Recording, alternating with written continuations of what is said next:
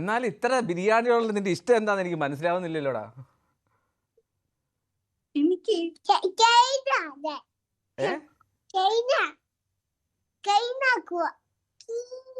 കേനാക്കുവാണ്. Train ആക്കുവാണ് അല്ലേ? ശരി ശരി ശരി.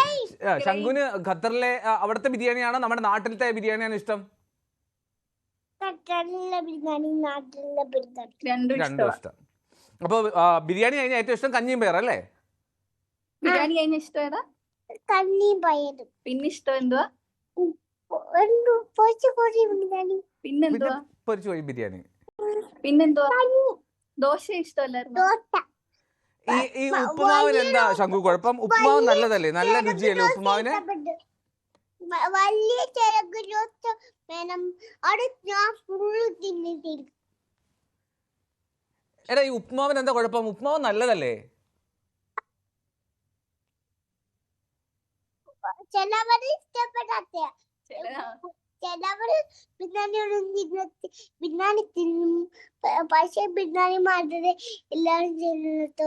ചിലവര് ഞാൻ ബിരിയാണി അടിച്ചു ഉണ്ടാക്കി തരുവാൻ എല്ലാ ദിവസവും. അതുകൊണ്ടാ പറഞ്ഞത് ബിരിയാണി. എല്ലാ ദിവസവും ബിരിയാണി കഴിക്കാൻ പറ്റുമോ? ആ കഴിച്ചാൽ ഉണ്ണി വാങ്ങിച്ചു തന്നായിരുന്നു ഉണ്ണിമാമൻ. അപ്പൊ അത് ചീസിന്റെ കൂടെ കുടിച്ചു. ഓഹോ, ഉപ്പുമാവ് നല്ലതാ. ഉപ്പുമാവ് കഴിക്കണോട്ടോ കുറേശ്ശെ കുറേശ്ശെ.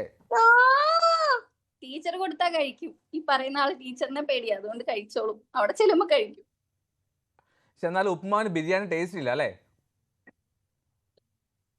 ഉപ്പുമാവ് ടേസ്റ്റ് ഇല്ല.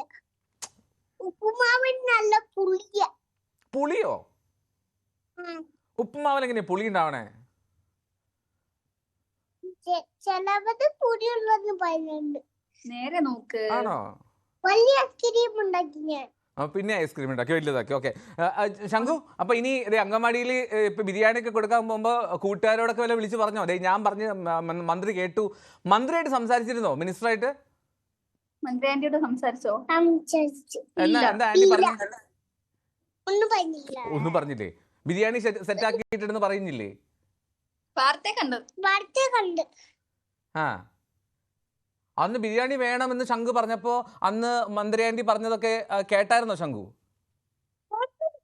എന്താ പറഞ്ഞേ? എന്താ കേട്ടെ? എന്താ കേട്ടെ പറ. നേരെ നോക്ക്. ഞാൻ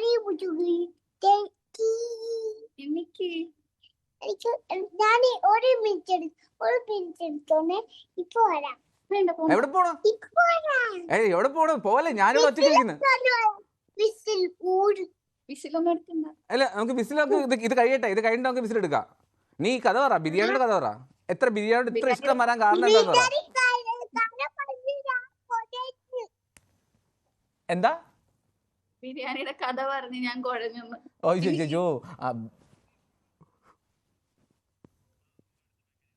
റൈറ്റ്. അപ്പൊ ശംഖുവിനോട് ഈ അംഗനവാടിയിലുള്ള ബിരിയാണി കഴിക്കാൻ പോകുന്ന എല്ലാ കൂട്ടുകാർക്കും വേണ്ടി അങ്കിൾ ഒരു താങ്ക്സ് പറയാം കേട്ടോ. Thank you so much. Welcome. Thank you so much. അപ്പൊ നല്ല ക്യൂട്ടായിട്ട് ഇതുപോലെ ഇനിയും വരിക. വീഡിയോ ഒക്കെ എപ്പോഴും വിടണം കേട്ടോ സോഷ്യൽ മീഡിയയിലൊക്കെ.